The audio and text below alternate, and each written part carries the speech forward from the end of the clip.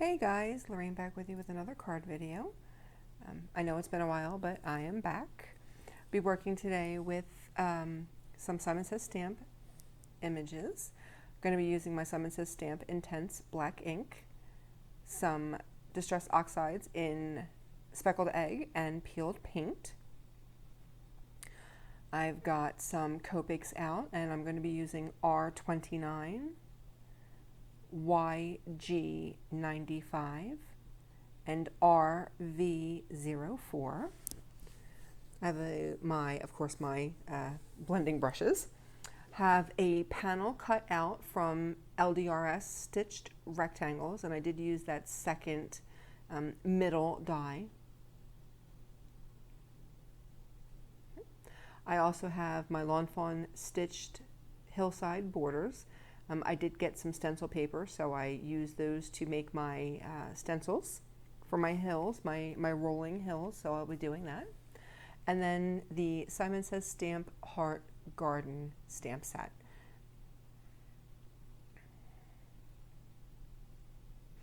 This is one of those ones that, you know what, it pretty much is what it is. You can't really change it up any.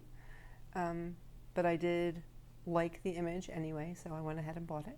And I will also be using my Jelly Roll 10 pen and an acrylic block. So I'm going to start by using that peeled paint and giving a nice green hill using my blending brush. I chose the blending brush for this application because I did not want a very heavy, saturated hill. Just kind of light and airy, kind of looks like grass. I'm going to go ahead and now cover that up. That way I can do the sky in the speckled egg.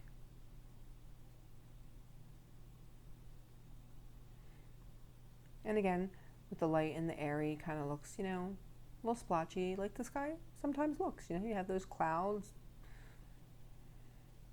And that was really kind of the look that I was going for. I was actually very happy with this background.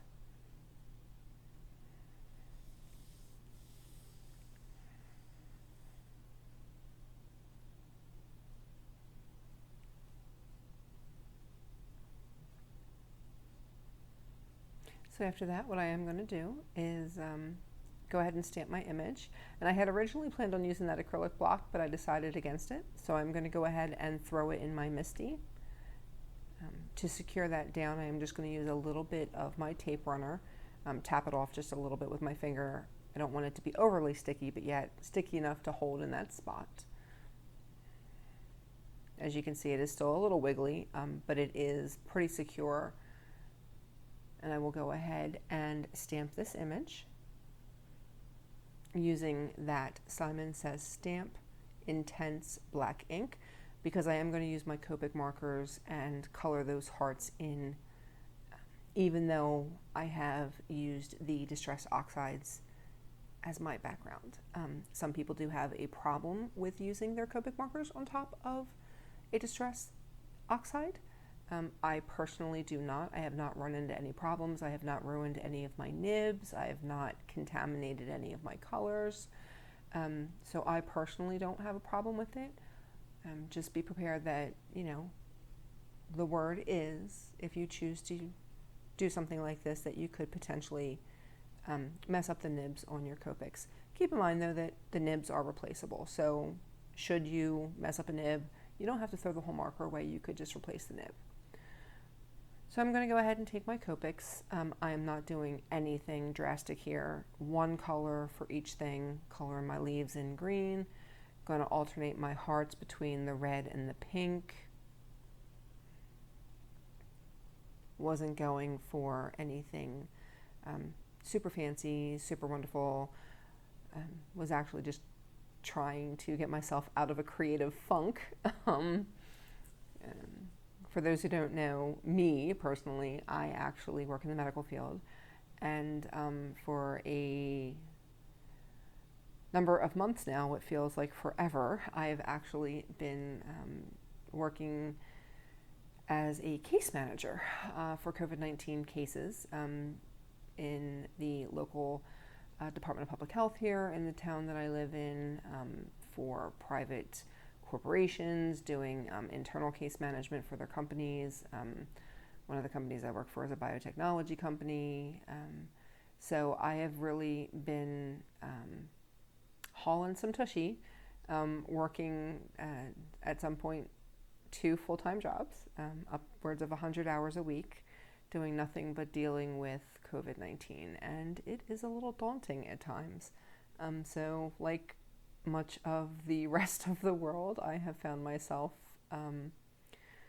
probably tired of dealing with COVID. Really wanting the pandemic situation to be over at this point. It's great for business, but it is horrible for humanity. So I've been a little emotionally and psychologically burnt out, and that was affecting my card making and my crafting. I wanted to do it. I had a very strong desire to do it, but then I would just kind of look at my stuff and I would be like, yeah, no, not doing that today. And then the next day it was, yeah, no, not doing that today. And then the next day it was the same thing. And days turned into weeks and turned into months. And I think it's probably been like 3 months since I've made a video, or a card for that fact. And I was kind of not liking it. So I kind of sat down here. I was like, I'm going to make something no matter what it is. And this is kind of what I came up with. I'll be honest with you, not my most favorite card that I have ever done. But sometimes you just have to sit down and force yourself to do something, anything creative, to get back into the flow of things. And that this is the product of that ambition and that motivation. So hopefully you can understand and relate to what I've been going through. You may not be dealing directly with COVID situations as an occupation. Maybe you are dealing with COVID in your personal life. Maybe somebody you know has it or had it. So yeah, it's a little rough at times. So I didn't have a piece of cardstock the same color, and I wanted to go ahead and have my heart match that layer piece. So I went ahead and used my Copic just to do the borders around that white piece. And then of course I get it on there and I'm like, duh, Lorraine, you didn't take into consideration that you've put that pink on top of that blue background, so it's not going to be the exact same shade. But it is what it is, right? So I'm going to roll with it. I am going to go ahead and stamp that sentiment. My garden grows with love for you. Again, using my VersaFine Onyx black ink. It is my ink of preference for my sentiments. I just love the crisp, dark black stamp that it gives you, especially on those sentiments. I really like that.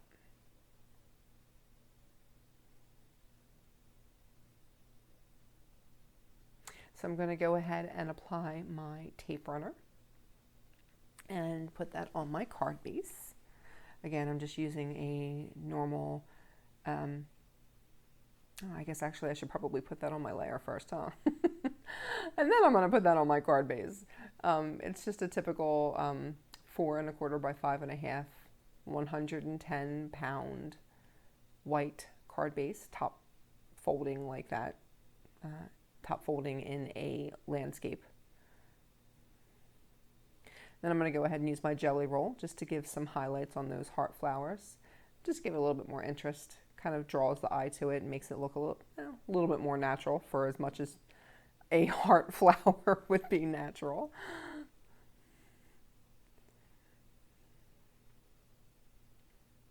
And then I also went and took some of my Nouveau drops. This is black, and I always do start my drops off on a scrap piece of paper there for that first application. Sometimes you get a little bit of an air bubble and you don't want it to come splatting out on your image. So it's always best to do your first 1 or 2 drops on a piece of scrap paper. So I'm just going to go ahead and randomly place them. Same thing with my clear. Just going to put them where, I think that they should be, fill in a little bit. Actually, my motivation to do this was the fact that I think I had a little bit of a smudge. And I was like, I need to cover that up. So that's what prompted me to go ahead and get the black out. And as always, when you're using those Nuvo drops, you do want to tap your card a little bit on your hand or drop it to get those air bubbles out, make them a little bit round, and there you have it. That was my first card. I did play around with some other cards, again, not my favorites, but these are those. That first one, pretty similar to the first, and then this one was kind of a messy watercolor. Wasn't going for anything standard or overly neat by any stretch of the imagination, just messy, wanted to play around, and this is what I came up with.